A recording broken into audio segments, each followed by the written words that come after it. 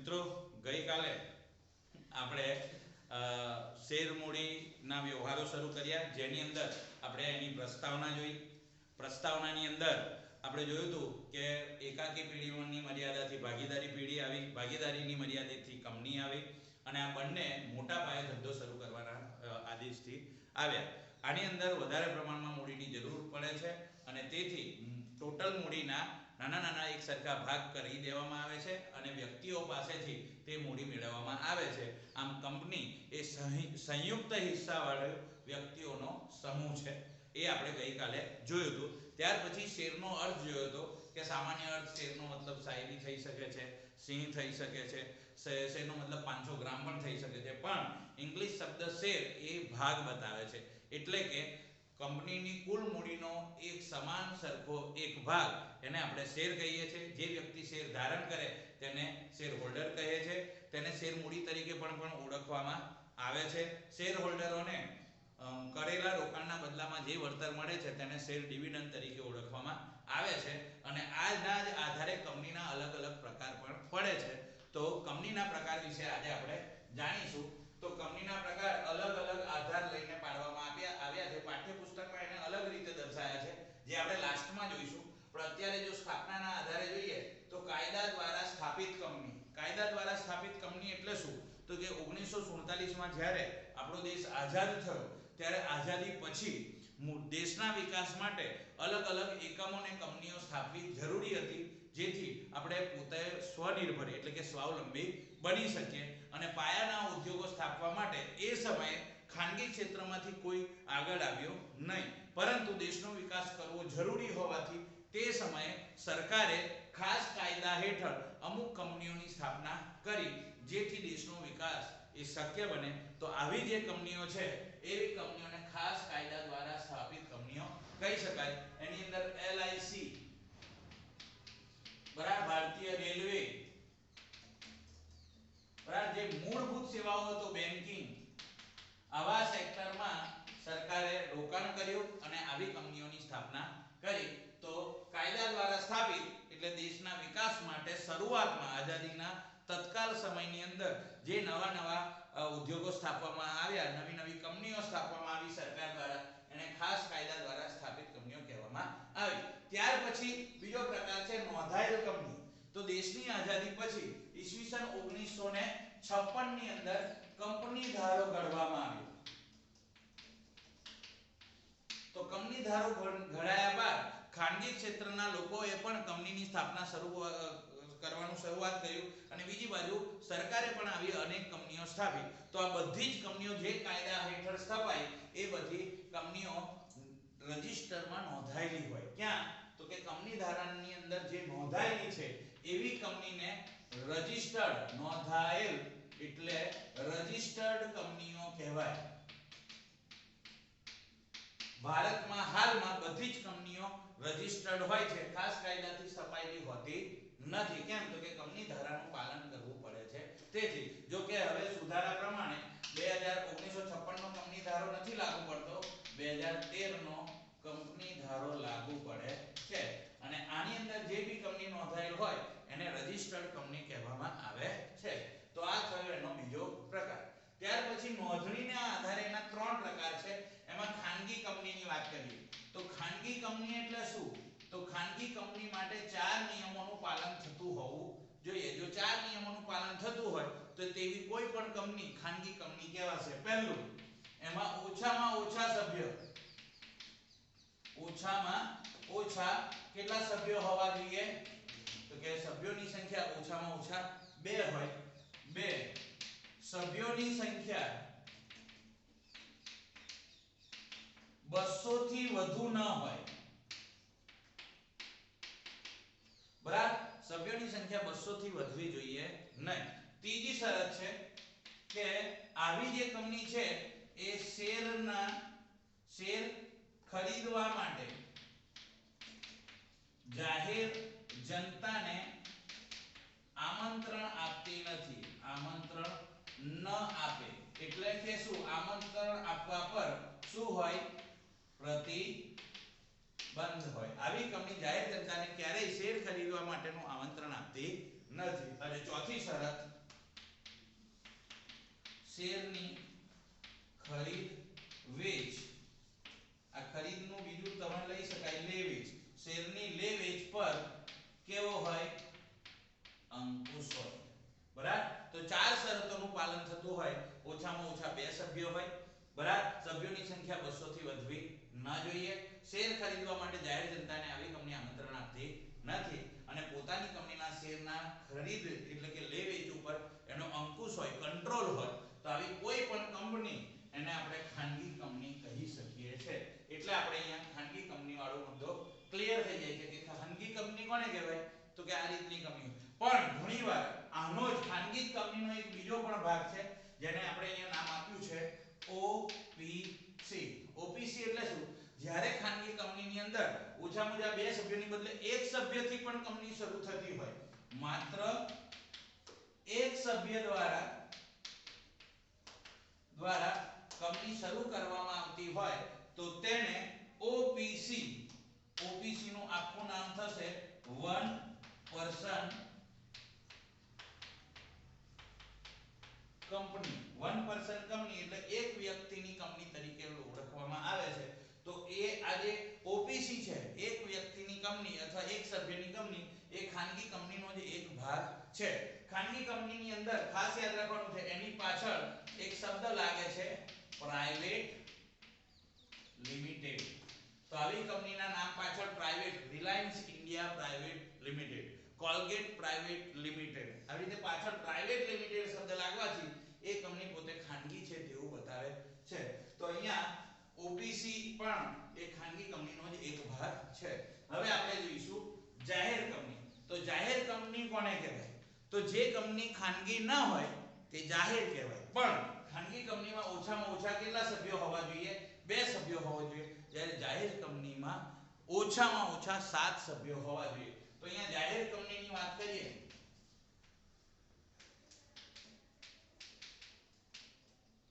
તો જાહેર કંપનીમાં ઓછામાં ઓછા 7 સભ્યો હોવા જોઈએ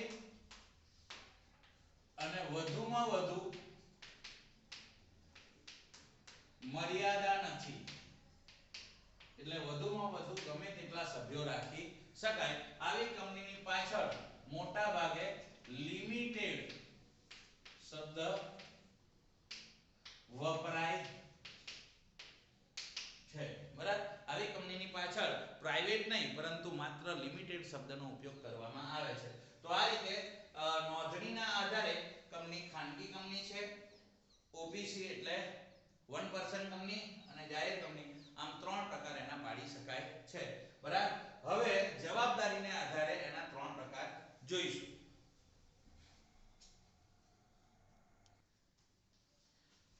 તો મિત્રો હવે જવાબદારીના આધારે કંપનીના પ્રકાર જોઈએ તો પહેલું છે શેરથી મર્યાદિત જવાબદારી વાળી કંપની. પાઠ્યપુસ્તકની અંદર શેરથી મર્યાદિત આટલું જ શબ્દ લખ્યો છે, પણ મર્યાદિત જવાબદારી વાળી કંપની ગણાશે.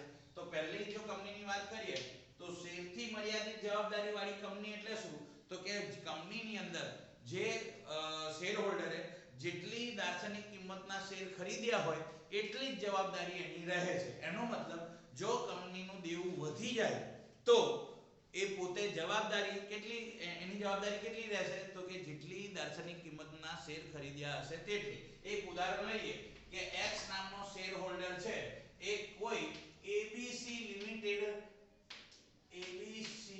લિમિટેડ એલટીડી આ કંપનીમાં રોકાણ કરે છે અને X ના કેટલા શેર છે, તો કે 40,000 રૂપિયા જેટલી દાર્શનિક કિંમતના શેર છે. બરાબર, હવે જો એબીસી કંપની ખોટ કરી અને દેવું વધી ગયું તો X નામનો જે શેર હોલ્ડર છે એનું નુકસાન કેટલું થશે, તો કે 40,000 જેટલું જ થશે. એટલે કે એની જવાબદારી માત્ર 40,000 રૂપિયાની જ છે. પછી દેવું વધારે હોય તો પણ એ વધારે પૈસા આપવાનો નથી, એની જવાબદારી ખાલી 40,000. એટલે કે શેરથી મર્યાદિત જવાબદારી એટલે શું, તો શેરની દાર્શનિક કિંમત જેટલી રકમ હોય એટલી જ એની જવાબદારી હોય છે. દેવું વધી જાય તો તે તેમાંથી ખાલી 40,000 જ જતા કરી શકે છે, વધારે રકમ એ ચૂકવી શકતો નથી. તો આવી કંપનીને શેરથી મર્યાદિત જવાબદારી વાળી કંપની કહે છે. હવે આપણે બીજું ઉદાહરણ લઈએ કે બાહ્ય બાંયધરીથી મર્યાદિત જવાબદારી વાળી કંપની. તો બાંયધરી એટલે શું? તો આપણે સમજવા માટે ઉદાહરણ લેવું પડશે. બાંયધરીને સમજવા માટે ઉદાહરણ લેવું પડશે. આપણે એસપીસીસી ની અંદર ભણી ગયા હોઈશું કે બીએ ની અંદર ભણી ગયા હોઈશું કે જ્યારે પણ કંપની શરૂ કરવામાં આવે ત્યારે જેટલા સમય જે દિવસે આપણે એક ઓફર કંપનીને મોકલ્યું હોય, સરકારને મોકલ્યું હોય, એ શેર બહાર પાડ્યાના 90 દિવસની અંદર બાંયધરીમાં શું આવે? શેર બહાર પાડ્યાના 90 દિવસમાં, જો કે હવે આ દિવસની અવધિ વધારવામાં આવી છે, કેટલા? 120 દિવસ. અને હવે તો ઓનલાઈન થઈ ગયું છે. શરૂઆતમાં જ્યારે આ ઇન્ટરનેટની સેવાઓ નથી ત્યારે 90 થી 120 દિવસ આપવામાં આવતા હતા, પણ હવે નવા સમયમાં માત્ર 30 દિવસ કે 15 દિવસની જ છૂટ આપવામાં આવેલી છે. તો શેર બહાર પાડ્યાના 90 દિવસની અંદર શું ભરાવવું જોઈએ? લઘુત્તમ ભરણું ભરાવવું જોઈએ.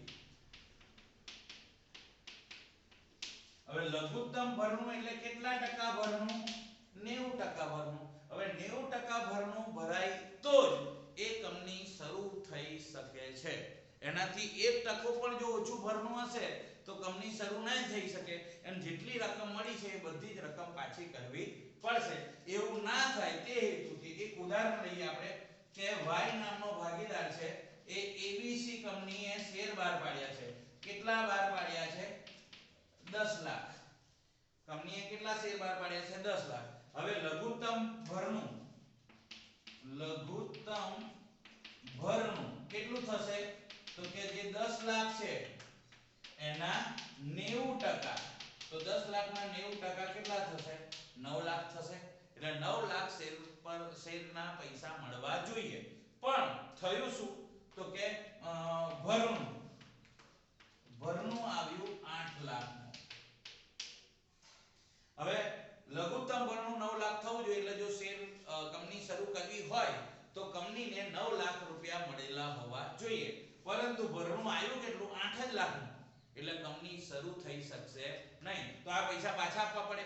એવા સમયે વાય નામનો શેર હોલ્ડર જે છે એ 1 લાખને એને બાંયધરી આપે છે કે કંપની એબીસી લિમિટેડને બાંયધરી આપે છે કે જો તારું લઘુત્તમ ભરણું પૂરું નહીં ભરાય તો જેટલા બી શેર ખૂટશે એ શેર હું ખરીદી લઈ.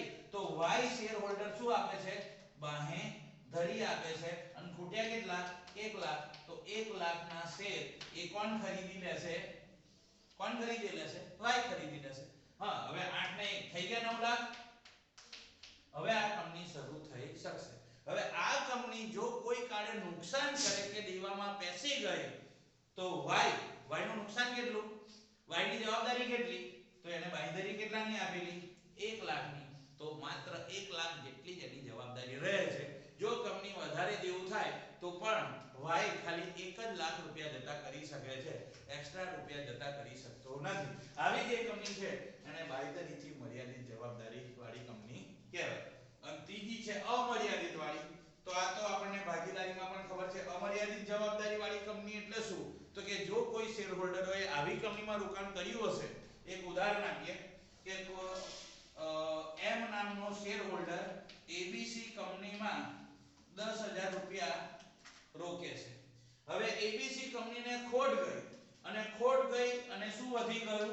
દેવું વધી ગયું. તો આવી સ્થિતિમાં એમ નામના શેર હોલ્ડરના તો 10 રૂપિયા તો જશે, પણ એની અંગત મિલકતમાંથી પણ દેવું ચૂકવવા માટે પૈસા લાવવા પડશે. આવી કંપનીને અમર્યાદિત જવાબદારી વાળી કંપની કહીએ છીએ. આવી કંપનીઓ ખાસ હવે જોવા મળતી નથી. બરાબર? તો આ રીતે ટોટલ કંપનીના બધા જ પ્રકાર આપણે જોયા.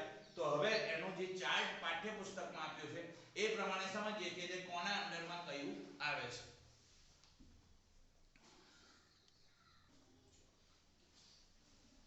તો હવે આપણે જોઈશું કે આ બધા જ પ્રકાર કેવી રીતે ગોઠવી શકાય. તો અહીંયા આપણે લખી શકાય કંપનીના પ્રકાર. હવે કંપનીના પ્રકારમાં મુખ્ય બે પ્રકાર છે.